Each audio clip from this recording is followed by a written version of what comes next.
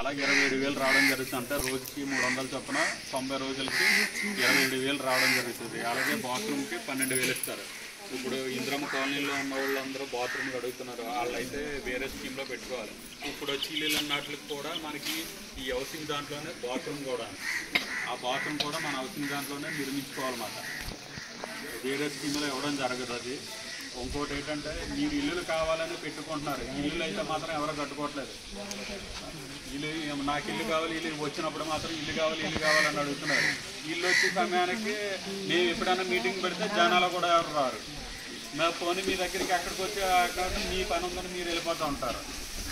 ఇప్పుడు మీరు ఇల్లు కావాల్సిన ఇప్పుడు అదే ఫ్రీగా డబ్బులు ఇచ్చిందంటే నాకేవలేదు అని అడుగుతారు తప్ప ఈ ఇల్లులు ఇప్పుడు ఎవరైనా మీకు 2,39,000 ఇస్తున్నట్టే గవర్నమెంట్ ఇస్తున్నట్టే మీరు ఎప్పుడైనా ఇల్లు కట్టుకుంటే ఎవరైనా ఫ్రీగా ఇస్తారు. అది గవర్నమెంట్ అన్నది ఫ్రీగా ఇస్తుంది కదా.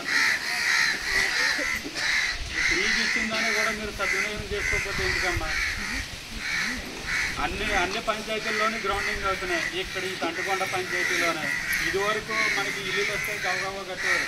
ఇప్పుడైతే అసలు